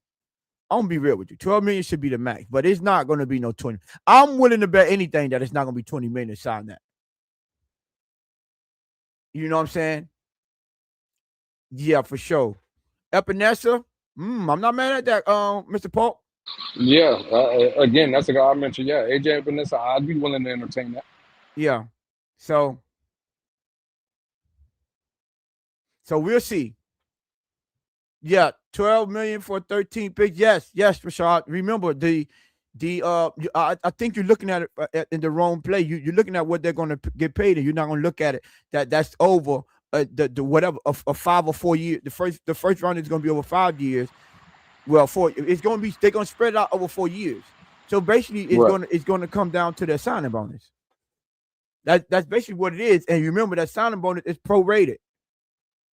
Epinesa failed Brown's physical, right? So that means he's still available. I mean, whatever he failed on, Yeah. Yeah. That's all I'm barring, health. Yeah. yeah, I don't know, man. I just don't think listening to Sully. I think we'll make some moves here and there to kind of overall fill out the roster. But I'm kind of in the mindset with you, Tone. I just listening to Sully and even the way they've moved right this season. They just know they don't have a lot of money to play with. I don't think we're going to get a lot of these names that we're talking about. I think when you look at it, once post June or Monday happens, when we get that money, you'll start hearing some names, but I don't think it's going to be the names that we count. Like almost like what, excuse me, almost like what happened with us at the draft home. For 3 months, we were talking about all these guys, and they went somewhere else, right? So I yeah, think it's going to be the same thing here. They're going to get some money. We're going to start talking about the Marshawn Lattimores. We're going to start talking about the AJ Epinezas. Then we look up and they're bringing in guys that maybe we haven't been talking about. I think that's what the plan is. I don't think they're going to go because again, you got to fill out this roster. And if we have a limited, let's say we only finish with like 10, $11 million. I don't know if we can go give Marshawn Lattimore 8 million. You know what I'm yeah, saying? yeah. I don't think you Not can for go one get year, no. not for Hell one no. year. You see what I'm saying? So I think to get more people in the building, I think it'll be lesser talent just getting guys in. That's what I think the Sully approach will be, especially this season. Mm, okay. So, listen. I guess you say you know what, Lou, wishful thinking, Yeah, for real. wishful wishful thinking. But these it will be nice if they were able to bring in some of them guys just to solidify, some more veteran presence and depth. Injuries are going to happen, so you have to take that into account. And I believe they're going to keep that in mind when they're signing these players and um, have to have some money left over if injury happens later on in the season and things of that Mm-hmm. nature. So Mm-hmm. yeah, it'll be interesting to see. I can't wait till Monday to see how much actually we are going to have and to see how these contracts fall, right? For the rookies. I know the rookies are anxious to say, man, that we can finally get this ball rolling, get this show on a roll. So it'll be interesting to see if on Monday we start getting some, you know, does it happen? It's like what 3 o'clock, 3 p.m. or something Monday, or do they have to wait after Monday? That I don't know. That's a very good question. I don't know when that money hits. Is it right then June 1st in the morning, or is it 4 o'clock Eastern time? I don't know. I couldn't tell you. Yeah, we'll see. I'll see. That's what I'm thinking about. Well, But with that tone, you say you're thinking about it. You, do you think we start signing people as soon as we get that money, like Monday? Do you think that happens? I think for the rookies we should. That's one thing that I Do you like think for. any of the rookies hold out? Mm, I don't think so. I mean, we had it happen last year with Jonas Savanea. Mm, that is true. That is true. So you see, we'll see. Mm. Well, Mike uh, Best is saying. Mike Best is saying it's midnight on June 1st. midnight on June 1st or midnight June 2nd. Yeah, that's a good question. I don't know. I'm just telling you what he would put. And Bones, depending on what the money is, because Bones said, Lewis, would you pay 6.5 for Legarius Sneed or Lattimore? In a perfect world, I would say yes, I would do that. But again, if I'm left, let's say I only have 9 million, I can't just give one player with the amount of because we got to fill this roster out, bro. Is all I'm Yes. saying. And to Tone's point, we need depth. There's going to be injuries and stuff. So again, if I'm left with 9 million, no, I would not give Lattimore or um or need 6.5 million of that. You know what I'm saying? I wouldn't do it. But in a perfect world, yeah, I do. I think they're worth that money. Absolutely. I just think in the situation the Dolphins find themselves in, I wouldn't do it at that point. Idle man, if I'm not mistaken, the UDFAs has already been paid. Yeah. If I'm not mistaken, because your UDFAs they come on the team with a contract. They're not part of that rookie pool. So, and we'll see. Let's see. And then obviously the situation, a lot of these players should have, they might have to have a little bit of understanding. Like, hey man, we're not these other teams. We have to take in consideration. Hey, Tone, I got a question for you, just real quick. If you had to say one draft, one of our rookies that would be holding out, that you could see there would be a holdout situation for one of our rookies, who would you say that would be, in your opinion? So the first name that came to mind would be Chris Johnson, because he's the second first round pick. Because my first going is like, okay, second round pick because they want guaranteed. But I'm not sure if Jacob Rodriguez is that type of person. Don't know, but he don't seem to come up as one of those individuals. So that's the only reason why I didn't say Jacob Rodriguez. Everyone else, you know how to cachet the holdout. Everyone, like we talk about Caleb Douglas, Cass Merrick. What are we doing? Kyle Lewis Moore. What are y'all doing? Y'all late round picks. So the only one for me, that it'll have to be Chris Johnson. He don't seem like that. Ain't the first round? Ain't the first round players like they're slotted, right? No, every round is slotted. Every round is slotted. Every round. Oh, okay. Yes, I didn't know that. I didn't know that. What it is. So the reason why I initially went to the second round is because theirs not fully guaranteed. See, all the first rounders are fully guaranteed. That's locked in. Yeah. It don't matter. Yep. It's just amount. When they had a problem is, oh no, I want it structured in this way, or verbiage in the injuries and how much you get what I'm saying? How much you could be liable to give back, which is that issue that Cincinnati was having with their draft pick. You remember last year that defensive end that they was Stewart. Having? Stewart. You get what I'm saying? So that's the only issue that I see that can have the verbiage in the contract. But outside of that, everything is pretty telltale sign when it comes to the first round draft picks. It's the second round on down that these ain't guaranteed. You got to, fight for what you want. And then he was 43rd overall, right? You talking about Jacob Rodriguez? Yeah.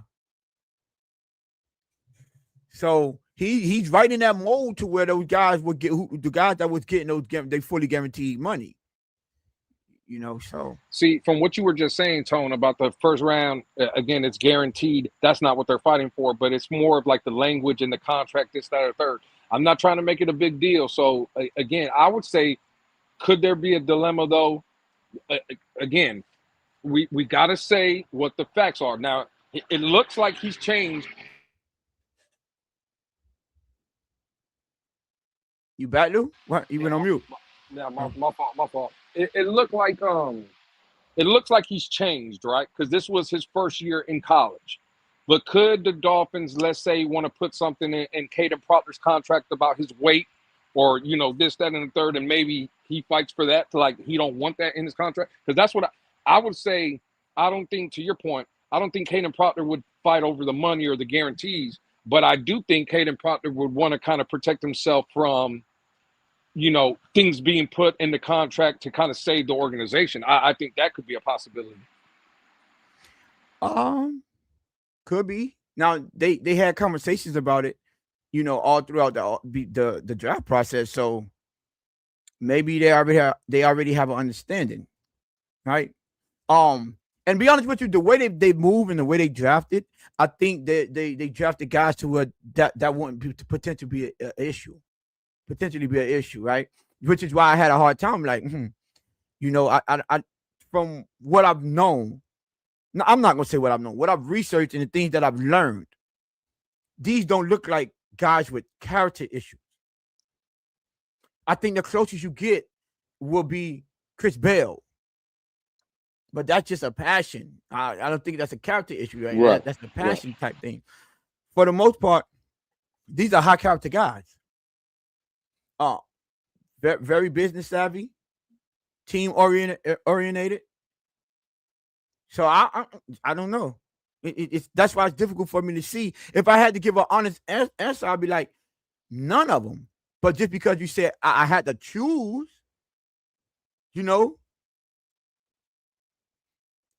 it would actually go to Chris Johnson or right, Caleb Douglas, and that's just because he's the first receiver, and that's the biggest need.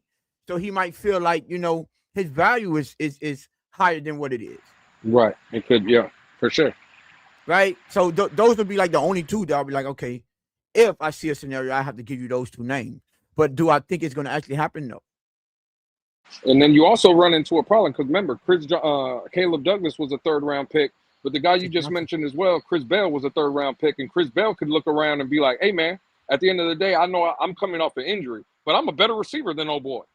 And if you're trying to give old boy this, nah, bro, I'm not taking less money than him when I'm better than him. So again, there could be some drama there as well. Well, he's gonna for sure take less money because that's how it's slotted, but I think the verbiage in the contract, as far as guarantees and things like that. Idle man say Caleb may drop the bag going That's to the a fact, bro. That's a fact. Hey man, you didn't mention like, are you pissed off about the Caleb Douglas thing, bro? Like, to me, I'm a little mad and upset because he's the one guy. Like, I know you still more on everything. Like, man, the same way I felt going into the job or doing the job is the same way you feel after the job, even doing research and homework on the guys, right? You gave a little more favorable of a grade after doing the research, but you pretty much still feel the same about everyone. I kind of looked at it and said, okay, based on the philosophy, Caleb Douglas is the only one I just kept the same stance on. Like, I didn't, budge off it. Like, I get it. He had the potential to do something and be a really, really good receiver because of the skill set. But the drops and the concerns and with the guys on the board, I still like, no. I'm just not giving you a bad thing. That's one that I'd rather be wrong on, far as saying he's going to overachieve than rather me say, oh, no, okay, I believe he could. No, you just have to prove me wrong. He's one of the ones, like, you just prove me wrong, my brother. No, listen, that Caleb Douglas pick, I know people can, they're going to tell you what they want to tell you, and that's fine. Bro, it was a horrible pick. It was horrible. And he wasn't worth being the 75th player drafted in the draft.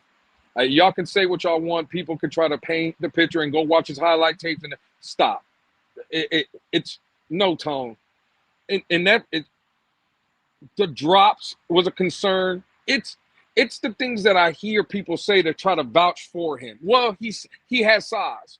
Well, there was other people on the board that had size. Oh, he runs a 4.3. There was other people on the board that ran a 4.3. Tone, I'm gonna give you a guy that I mentioned even a month before the draft. We even started talking about draft. I started talking about Ted Hurst. Ted Hurst. Tone, I'm here in Tampa Bay. You know who drafted Ted Hurst? The Tampa Bay Buccaneers. They're falling in love with Ted Hurst. That kid is out here, and you listen to the sports radio talk down here, and you listen to, I see some of the reports that are being reported. They say the man is making plays over corners, hasn't dropped a pass, just focused, ready to go. And we both was talking about, man, when because you were the one with like, hey, Tone, Georgia, what was Georgia State? Georgia State, smaller school. Check out Ted Hurst. I'm like, oh, yeah. Like him. Tone, he has the right mindset. They're absolutely falling in love with Ted Hurst here in Tampa Bay. And all I'm saying is, you took Caleb Douglas and Tone, you just used the word off of potential. Bro, you're picking, bro. This is a top 100 player, Tone. This is the elite of the elite, right? There's only a select few. How many players get drafted? What, 300 something, 400 players in the draft? Bro, you're getting a top 100 player. You shouldn't be picking for potential at that point, Tone. So, nah, bro, listen, I'm staying on that stance now. Again, I'm with you, Tone. I think you said it best. This is one that I'm hoping I'm wrong. I'm hoping that I have egg on my face and I can come on this show and I say, hey, you know what? I was wrong. These guys know what they're doing. I trust everything that the organization is doing or Sully and Happy is doing. But right now, where we're talking right now, Tone, nah, bro, it's terrible. Caleb Douglas is a guy that you look at and you're like, bro, I don't know what the hell they seen. So, nah, it is what it is. Hopefully I'm wrong. But, nah, to your point, the guys that were available, even forget about the wide receiver position, just guys from the safety position that was available, corners that were available. Again, we go to the wide receiver, linemen that was still available, Tom. You could have went anywhere and got better value than Caleb Douglas at 75, Tom. Man, Jacoby Thomas was sitting right there. Jacoby Thomas right there, Tom. Jalen Kilgore was sitting right there. Jalen Kilgore sitting right there. Wheatley from Penn State sitting right there. That was my steal of the draft. My steal safety. I was like, okay, he might be the steal of the draft. Tone, what was the guard? What was the guard that was still available? Rutledge? Was it Rutledge? No, it wasn't Rutledge. No, not Rutledge. I know who you talk about from. Are you talking about from Iowa? Was it Iowa or Oregon? Oregon, yes. Pregnon was there. Pregnon was on the way. Thank you, Tone. Pregnon. You see what I'm saying? So forget. It's just listen to the players we're mentioning. Nene in the chat. Scott. Yeah. He was available, right? So when I look at it and I'm thinking to myself, damn, bro, you were able to get Chris Bell at pick 94. But at 75, all these players available. Now, Tone, if I told you we left the draft with any one of these players we mentioned plus Chris Bell, would it have made more sense than having Chris Bell and Caleb Douglas? With how that draft took out. Like now we're questioning Caleb Proctor. Okay, cool. You moved up for Chris Johnson. Iffy. But then you're gonna follow that up with Jacob Rodriguez, either one of those guys. And like the next three picks, we forget the first two. Dude, That's a fact. You get with the next three. Like they had the potential right there for us to say, listen, I don't agree with all the picks, but the top 100, you hit 3 out of 5. Absolutely, 100%.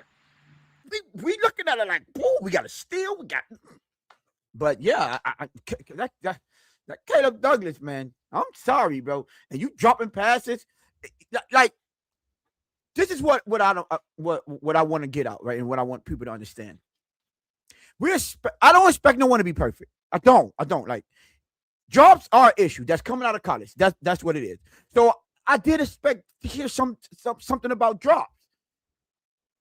But the problem is, we should hear a lot more of the catches that he's making to justify. Okay, the good outweigh the bad. So same thing. Tyreek Hill drop passes. We know this. Waddle drop. They had the case of the dropsies, both of them. Mm-hmm. But the good outweigh. Don't tell me that you would, bro. You'll be willing to Tyreek. You drop a couple passes here, cool. But you giving me 1,800. So you give me 1790, 1780, respectfully, back-to-back years. Okay, cool. I'm going to deal with that. You tell me Waddle going to go out there and give me 1,300 yards? Mm-hmm. Three straight 1,000-yard receiving seasons? I deal with a couple of cases of the dropsies here and there. Because the good outweigh the bad. What Caleb Douglas, and they haven't played yet. But my brother, if you're not going out there, give me 1,000 yards, right? Between 6 to 8 touchdowns at minimum, not more would be better, but 6 to 8 touchdowns. But I'm not going to deal with you dropping passes, and you can't give me that either. You mean to tell me I'm going to do this for a guy that could give me 70 to 80 catches? Let's say 60 to 80 catches. 800 to 900 yards. No, I'm not overlooking them drops for that. Not that type of production. I'm not. Because you know what I'm looking at? Well, if you caught at least half of the balls you dropped, you will be more in the 900 to 1,000 yard receiving guy. Absolutely, for sure. Yep. So, yeah, bro. Nah, I'm sorry. That's one pick that I don't see it. I haven't seen it. I went and did my research. Route running, listen, for the guy inside, amazing. I give it to you. But so what? Everyone look good in short and t-shirts. Everyone does. They do. Like we always see this off season. Oh, they in a gym. They in a lab. This and that. Okay, we don't play football in the lab. We don't play football in the weight room. You know those cones. They don't move. Yeah, they don't hit. They don't hit. They ain't running after you. When you lifting the weight, guess what? You pumping them irons and banging. They not hitting you back. They not pushing back at you. They're not jamming you. They're not knocking you off your route. They're not doing any of these things. It's cool. I'm glad to see you working on your craft. But it needs to be translated to the field. If it doesn't translate to the field, I don't care if you're a workout warrior. But they got gladiators for that. They got the world's strongest man for that. They got the Olympics for that. You want to be a workout warrior? You want to be a rise master? Go to the Olympics. On here, it's football. Yeah, Happily said in one of his speeches, hey, man, we don't have time. We don't have a lot of time. So we have to get this done now. They have, what he said, they have Olympics for that, or something, what he said. I mean, he said they got races for that, my bad. They got races for that. If you all you worry about is time and how fast you can get through them cones and how many reps you can get out. They got that. You're in the wrong sport. Tone, you just brought up what Hafley said in one of his clips. Now, again, I can only give people my perspective of how I hear or interpret things. But there was a play that the Dolphins PR team put out, one of the catches that Caleb Douglas made. And Hafley ran up to him and said, "Oh, you gonna catch that in the game?" Say that again, because you went out. Caleb Douglas, yeah. If you catch that, are you gonna catch that in the game? You caught Bingo, this one, I knew are you that gonna catch that in the game? Tone, when I hear that, it's kind of like the coach was taking a shot at him. Like, hey, dog, like, everything you're saying, like, yeah, it's cool. You made that catch with against air, the cones, this and the third. But when someone's barreling down on you or someone's about to hit you, are you going to make that catch? So, again, when I hear that, Tone, it's like the coach is trying to tell him, bro, you got to be better. That's what I hear when I hear Hafley say that. And you know why he said that, though, right, Lou? Because that was coming he probably dropped the one before. Exactly. It was coming right after he had dropped the football. And if I'm not mistaken, if that was the first practice, I think it was, or it was the one that the only interception that Malik Willis threw off his fingertips. So yes, that exactly. If you was assuming that what it was, yes, that's exactly what that was. He was just coming off a drop, and from what I'm hearing, it was a routine catch. He just dropped the football. Yeah, that's not good, bro. That's not good at all. And you know what? Shout out. I don't know if Niner stood in here, but Niner was the one that said that. He was like, yo, the 49ers brought him in for a 30 visit.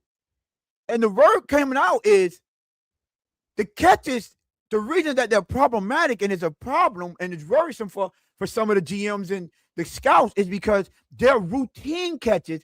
It's like concentration when guys are in this area. So, that's kind of like when people have alligator arms. Oh, I see that hit coming. I'm not going to catch that. Like, you can't function if everything is not perfect, if you're not wide open. You know how they say, Lou, there's a such thing as open, and then there's a such thing as NFL open. Absolutely. Yep. Now, can you catch those footballs when you're NFL open? It's cool. This is not college. It's cool when you're making them deep throws and all that in college, but this is NFL now. Them players are, for the most part, bro, you see a lot of them catches. Man, that cornerback right there. Like, what? on you. Contested catches all the time. Can you catch those footballs consistently? That's the question. So it is what it is, though. That's all I'm gonna say. Lou, but listen. Great one back. 26 of y'all sitting in the building. Listen, hit the like button, hit the subscribe button. Help us get to the 850 if y'all haven't already. Listen, we was only 2 subscribers away. If it's your first time, subscribe. Help the channel grow. We do this every Monday, Wednesday, Friday. Monday come back. Our sister will be back on the show, so we will have a full squad come Monday. God's willing, we are going to have a full squad, so we're going to be back in action. Welcome back to the show, Lewis. Shout out to Mike Best. And Absolutely. Listen, man, good. Listen, it's good to have my brother back. I know y'all like to hear us scream, hoot, holler, and yell. But that's organic.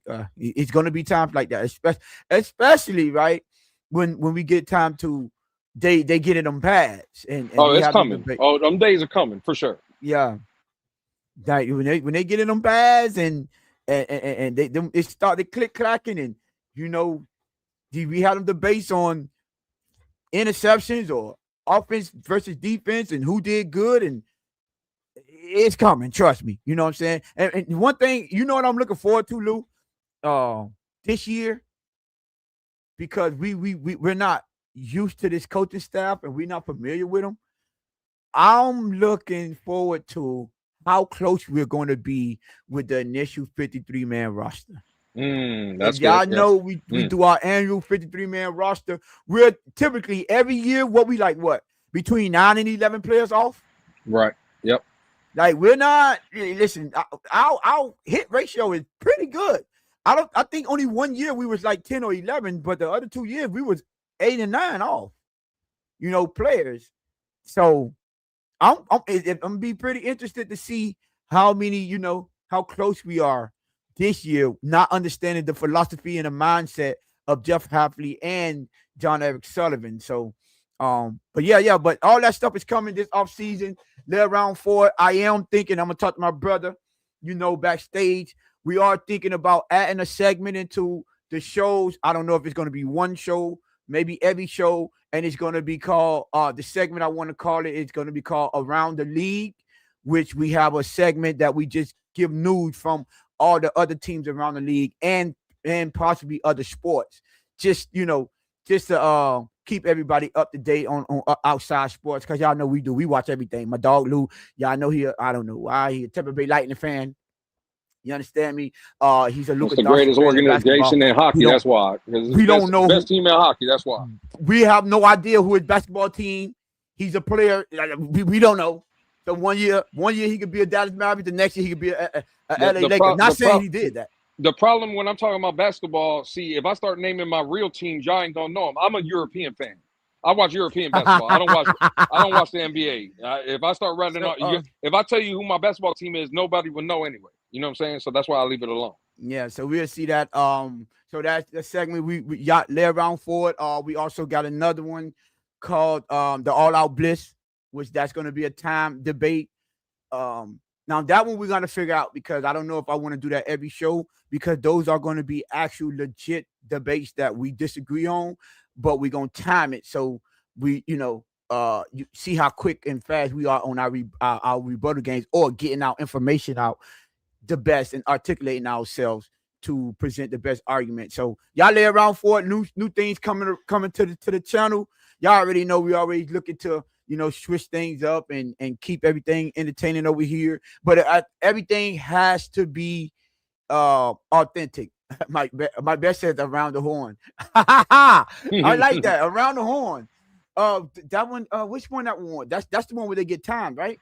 Yeah, that's the time one. That's with Kornheiser and Michael Wilbon. And my dog Michael Wilbon. I love that show. Yeah. So that'll be fire. I like that. And that one actually, no, that's not time. Is it? I know at the end they have the clock. No, I don't think that one's time. I think it's around the horn. Yeah, around the horn. Okay. No, that's PTI. Sorry, that's PTI. That is PTI. Yeah. But which one is around the horn? Is that the one where they give them points for every debate? That is the one that they give them points for every debate. Yeah, the points, and they go up and down. Yeah. Okay. Okay. That's actually fire. Okay. I ain't think about that. Good. My best good.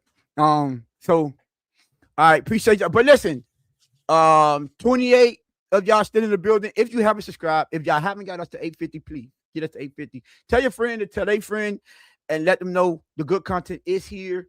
It's always authentic, always 100%, never fluff.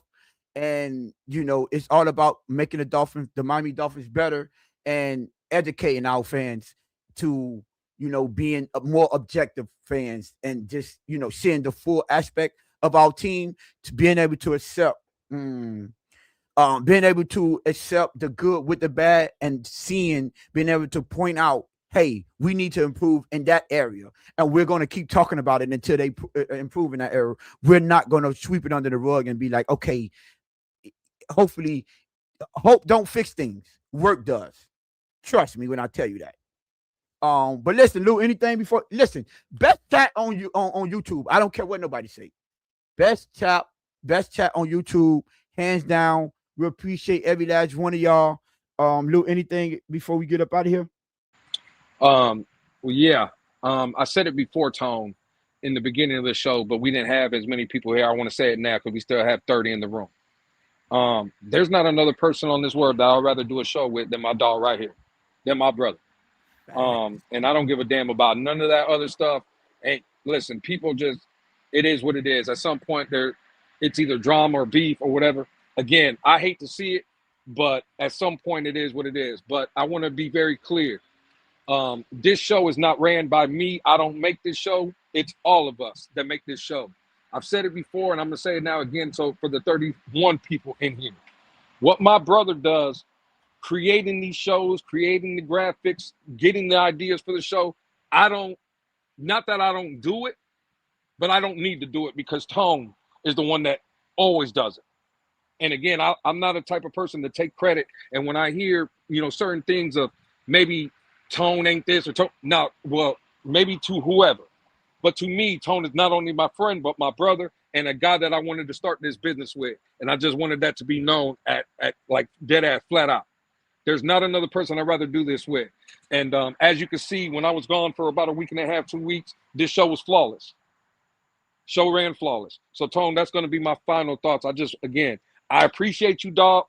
Sister Finsanity, if you listening to it, you already know what it is. I appreciate you as well. And yeah, that's my final thoughts. Salute to the Bliss Pickup and like-minded individuals that don't need a helping hand all the time, that can run the thing on their own. So salute to my brother Tone. Yes, sir. And like I said at the beginning, what's understood don't have to be explained. That's why a lot of people don't get explanations from me. Listen, always to love, my brother. Like I said, the minute that I got into it with you earlier, I would say, God, dog, I missed this. You know what I'm saying? Because I know whenever I get into it, my brother, I know he's not backing down. I'm like, okay, he gonna bring that energy that I like. You feel? It's just a reminder, like, God, dog it. That's why I start the show with him. Now, my last thought before we are one away from the 850. One away. We are 849. So if we can get that one more subscriber on our way out of here, hit the like on the way out, hit that subscribe on the way out. And thank you for supporting the channel. The revolver today goes to obviously my brother because listen, Man, you trying to take my job away already? I thought I ended sorry, the show. I'm so used to doing it. Go ahead, Lou. Yeah, dang it, God. After I just said how much I appreciate you and you, my dog, you trying to take my job? Damn. Hey, I'm glad y'all 33 of y'all still see how this man be treating me, dog. You see what it is? Hey, man, listen. This has been the Friday episode of the Bliss Pickup. I am back. I will be back for my brother Tone. You know who you listening to on this end. Tone, I've been waiting a long time to do this. The revolver goes to me. Y'all know what it is. We'll see y'all Monday, man. I'm out. We out. Bang, bang, bang.